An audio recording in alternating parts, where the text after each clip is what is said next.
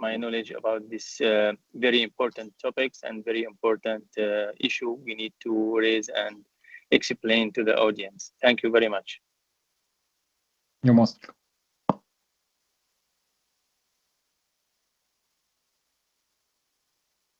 So we will start our session as an early intervention for nasal congestion. I would like to share with you some very common conditions or cases that we face every day in the clinic and even in the pharmacy, in the GP, ER, or all over the healthcare provider. Let us start with this first scenario. It's case one with a 43 years old gentleman visiting pharmacy at late night complaining from blocking noise, disturbing his sleeping, runny nose, and facial pain started 3 days ago. Actually, we need to, from the audience, just to share with us their experience. What's the most useful medicine for him? We'll start with option one, the local nasal decongested medicine. Option two, systemic decongested. Option three, intranasal steroid. Option four, intranasal salt water or nasal douching. And five, systemic antibiotics. If we can, the audience, give us what's their opinion about this scenario. It's very important to know what's happening when the condition started, the duration of the nasal blockage. Is it functional? Is it like structural? That's we need to know more and more in the next around 30 minutes. Hopefully it will be very useful for you. And waiting for your precious answers. Of course, local nasal decongestant medication, all of us know about the effect. Systemic decongestant is the same, but we take it as a tablet with a lot of side effect. We noticed that there is more than 56% they go for local nasal decongestant, and actually this is the most appropriate medicine that we can give to this patient. We will talk why later. We'll explain briefly. Now we go to scenario two with the 37-year-old lady, which is visiting pharmacy from time to time, actually complaining from long-term nasal blocking, more than 12 weeks. And this is the main concern, that she has always nasal blocking and always affect her quality of life, her activity, social activity, physical activity, exercise, everything. So what the most useful advice we can give this lady? First, we can give her some advice to use local nasal decongested, or we can use systemic decongested, again using intranasal steroid, using systemic antibiotics, or we go to the last option that she needs to consult ENT specialty. You can notice that the ladies has suffering more than 3 months with this only, and the only symptoms is nasal complaint, no other complaint. And this nasal congestion, actually, that's our axis in this presentation. That's our main topic. And you will see later how much this nasal congestion affecting the quality of life for a lot of people and a lot of patients visiting every day in the clinics. Sometimes they visiting actually at late night in the emergency, just asking the doctors, please help us, I need to open my nose. So appreciate if you can share with me. I noted that around 41% they go with the nasal, using local nasal decongestant. Of course, this option, it's not preferable for us, and we will discuss why later. Only 27% and around the 28% go for consultant ENT, and that's actually the right answer, because this patient has what we call the chronic rhinosinusitis suspicion, and that's what we need to go for later. For case 3, which always actually very common, especially in our area, 23-year-old young man visiting pharmacy by sneezing, itchy nose, watery runny nose, blocking nose, suffering from these symptoms from time to time all around the year, and this is more than 4 years. Again, we'll go to the options: local nasal decongested, systemic decongested, intranasal steroid, antihistamine systemic, or consult ENT. Of course, this story you're facing with, or for family member, friends, and even your colleagues, they're suffering, you'll give them your advice, take this, take that. But actually, I want to know from the audience, what's the most advice that you need to give them and what's the correct advice you need to give these young man.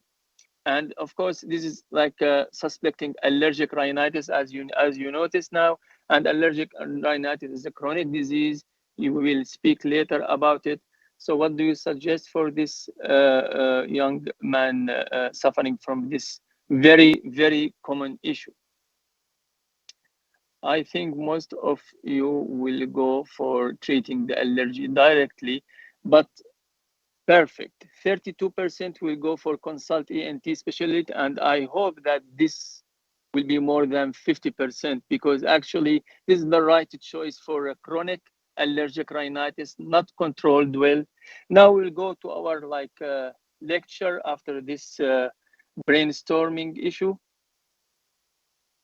We will go for the nasal anatomy. I will not go deeply with this. I will make it so simple. The nose is the passage to the airway. Actually, I refuse to name it as the passage of the airway. I will name it as the filter of our airways. As you notice, we have bilateral terpinate, two big terpinates in each side, and the septum in the middle. This is our airway, our start of our airway, and it is the filter. It is the air condition, whatever you want to name it. It's not only a corridor for the air. This should be in your mind all the time. So again, the nasal vascularity, why I put this slide, because you can notice that the nose with this small organ has a lot of vessels contributing, and that's our main actually enemy in the nasal congestion, which our concern here in this session. So the nose, now you should know, all of us know that it's the entrance and it's connecting to the ear, to the larynx, to the oropharynx, and even to the sinus. It has a lot of connection all over the head and other organs. And the healthy nose always has a number of important roles. The most important is actually the breathing, but he has a lot of function like a filtering, as I always emphasize my patient, be aware that your nose is not only the entrance of the air, it's a filtering. The second function is defensive. It's our army against the environment. The third one is the resonance, and that's why we always tell the patient, "Are you have a coming cold when you are calling me by phone? Your voice is changing. That's because of the speaking and resonance." And the last one is the sense of smell, which has a lot of important roles in our life. And that's not only a sense of smell; it should be like even the taste. So the nose is responsible about the smell and the taste, even the flavors, not the salt and sweet, the flavors. That's very important to be in our mind and in your mind. Now we get back to the nasal mucosa. As you see, there is like a brush over the nasal mucosa. This brush always our important organ who keep us away from a lot of like enemies, like viruses, bacteria, dust, everything. And this actually, I want just to highlight something. This brush, you should know that the nicotine, the people who smoking, nicotine freeze this brush. So always I tell the patient, if you stop nicotine, your brush start moving. And always I explain them as it's like the belt of the bags in the airport. When you stop, all the bags will stuck in place. And the same for this brush, all the mucus will stuck in your nose and your sinuses. So we'll go forward for the nasal congestion with our very important symptoms and very annoying symptoms for all the patients. The principle of this nasal congestion is this hyperemia and edema in the cells, and a lot of that vascularity happen. And that's what most of the patients suffer with a lot of different disease with the same complaint. Nasal congestion will appear in a lot of different disease. Now we will go for again, what's the factors that may predispose or may affect the nasal function. If we go from starting, the nose will be under like threats from a lot of irritations like viruses, bacteria, and even pollens. Then this will disturb the nasal structure, the mucosa, and the swelling, edema, and then will impair the nasal function that we mentioned before, especially the conditioning effect and the mucociliary clearance. Too much mucus or too little mucus, then we'll go to categorize as the disease like common cold, allergic, and then we categorize depending on the history and the physical examination.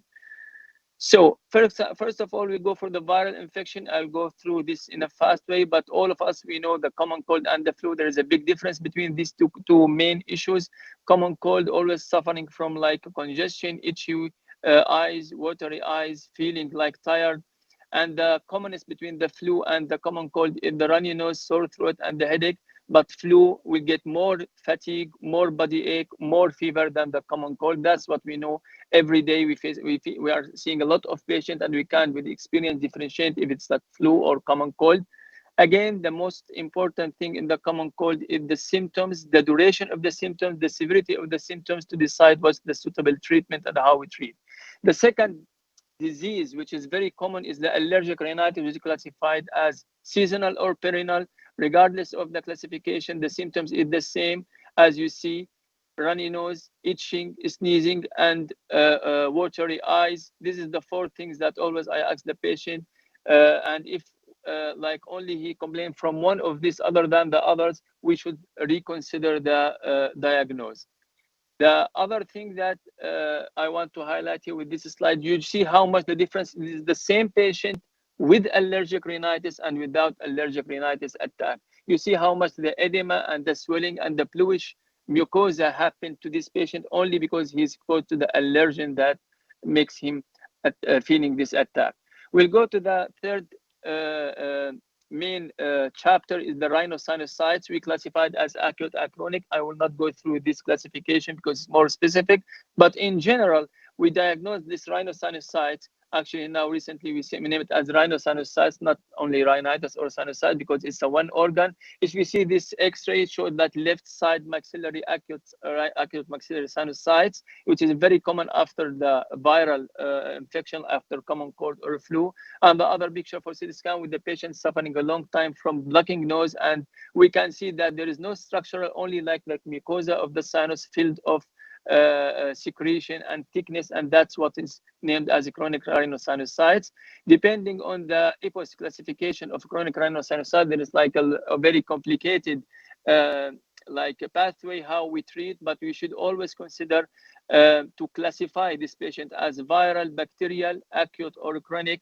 Do we need to give antibiotic or not? When we need to give anti-congestion, when we need to give intranasal steroid. That's the way, that's the game how we play it very professionally, depending on the academy and the EPOS 2020 and a lot of like references. Every day there is updated about this classification, but I want only to consider on to keep it on your mind that the viral rhinosinusitis, if it persists more than 10 days or there is second relapsing, we go to another diagnosis as acute rhinosinusitis.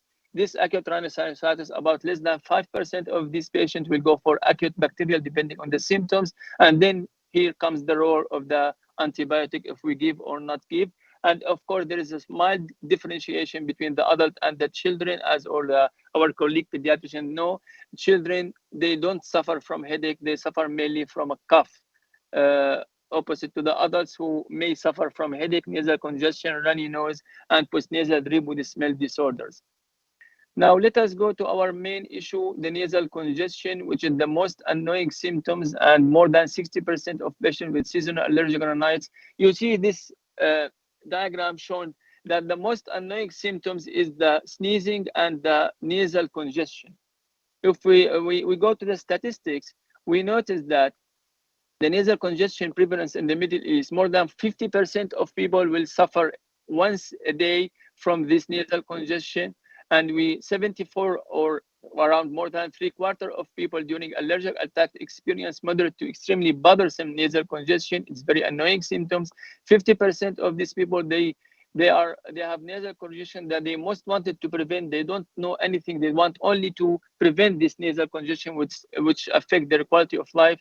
And around 55% of these patients with allergic rhinitis, the symptom that the most likely to trigger their physician, their visit to the doctors or seeking healthcare management. Now, allergy symptoms have a quality of life impacting. As you notice, we'll go through in a fast way that, because we need to focus about how much nasal congestion affect the quality of life, and the adverse effect of this nasal or mouth breather will affect the sleeping, affect the breathe, affect the dental decay, affect even the noisy eating, speech and swallowing problem. There is a lot of problem happen because of only nasal congestion. If you go deeply with this slide, you can find that the mood, the sleep, cognitive function, productivity and in the school, self-esteem, and even a lot of senses all affected by this nasal congestion, which may be like more than 4 or 5 of people with nasal congestion suffer from impaired sleeping. 41% of patients feels their allergic limits them from participating in social activity, and it costs more than $25 billion a year as an economic effect for this only the common cold disease, with a very simple and common disease.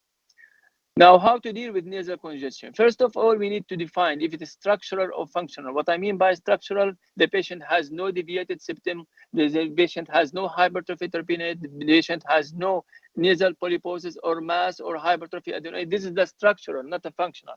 Functional, it means this, the computer of the nose is not working well depending because of a lot of disease. That should be differentiated with the history, with the examination, and even with the experience. We need to identify the onset, duration, the severity, and the side. One side obstruction long term should always suspect with the structural, not a functional issue. We need to check medical history and on medication. And this always we need to ask about if he is using any medication for blood pressure, for prostate hypertrophy, and even for antidepressant. All this medication should be keep in our mind when we need to treat a patient with nasal congestion. Now we'll go with the pros and cons of decongestant. The pros of decongestant, of course, first of all, it relieves symptoms. And now we'll speak how it relieves symptoms, prevent complication, decrease inflammatory reaction, prevent sequences. The cons is rebounding effect, addiction, minor side effect, and major side effects, especially if there is interaction with other medication. Let us go with this series. We'll start with the patient who has nasal congestion, acute nasal congestion. That's what happened to him. Decongestant nasal sprays accomplish this by chemically constricting the blood vessels, thereby reducing the blood flow into the nose. With reduced blood flow, any mucosal swelling decreases, alleviating congestion and improving nasal airflow. So this is the first episode of this series, nasal congestion. He started using nasal decongested. Now we go to the second After a period of time, the medication wears off, allowing the blood vessels to open back up and increasing blood flow into the nose again. Unfortunately, increased blood flow means the nasal mucosa will swell again, causing recurrence of congestion and reduced nasal airflow. As such, the decongestant nasal spray will often be used again to alleviate nasal symptoms. So again, we are controlling with the nasal decongestion what we call the neurovascular control of the vascularity of the nose. It's something so complicated and so controlled by the nervous system with a lot of chemicals and substance. And in general, just briefly, there is like a physiological nasal cycle in the nose. The both nostril doesn't work with the same time. Always there is a cycle. Every 2 to 4 hours, one side work, the other side in rest, and then they change in around 80% of people. The side that you are sleeping on is always blocked and the other one is open, and that's happened when we are sleeping. So when a patient coming with a structural, for example, right-sided deviated septum, I always tell the patient, do you feel that always you need to sleep on your right side, you feel better? He said, yes, doctor, that's what I feel, because you have a structural, not a functional issue, and because there is a nasal cycle, and this nasal cycle always depends on the position and to the physiological effect of the to control the vascularity. Let's go to the third episode here. The decongestant nasal spray will often be used again to alleviate nasal symptoms. Problem is that with prolonged chronic daily use, the need to continue and more frequently use this nasal spray will be required in order to achieve symptom relief. In a sense, the nose becomes addicted to the nasal spray. This condition is known as rhinitis medicamentosa or rebound congestion. And that's why actually we don't recommend to use decongested For a long time, we don't recommend use decongestant for a chronic disease like allergic rhinitis or chronic rhinosinusitis. We don't recommend decongestant for a patient with a structural issue. And we are facing a lot of patients using this nasal decongestant for more than 20 and 30 years all over their life. And of course, we can treat it so easily in 1 week if we can diagnose correctly what's happened with them. And this is the pathophysiology of the nasal decongestion addiction, why it's happened. Just show or It is follow this hypothesized that this clip. nasal spray dependence occurs due to the following. First, chronic blood vessel constriction leads to inadequate blood supplying nutrition to the nasal lining, resulting in tissue damage. This in turn triggers reactive swelling. The blood vessels themselves may slowly become immune to the decongestant nasal spray, which then necessitates higher dosages in order to achieve an effect. And finally, the blood vessels themselves may become leaky, resulting in swelling. So, what we should not do. First of all, we should not control structural congestion as a functional. That will make put the patient in a problem. We should not use the decongestant for a long term. We should not ignore the side effect like a major and minor. Just keep in your mind, we don't give decongestant medication, even local or systemic, for a patient who is using for blood pressure medication or for prostate hypertrophy medication, because that will put him in a very serious side effect. And we should not forget to reassess if we don't give the patient the suitable treatment and we didn't relieve the symptoms. And we should not ignore the referral to ENT. Again, when to refer to ENT, first of all, with the red flags: epistaxis, long-term unilateral blockage, facial pain, facial swelling, eye symptoms, central nervous system symptoms, and systemic symptoms. All these should you think twice to refer to ENT, and long-term usage with no response. So we need to reconsider what's the diagnosis of this patient. Take-home message, again, nasal decongested. Is it nasal congestion functional or structural? Again, function or structure. Number 2, diagnose correctly before treat. Number 3, remember how it works.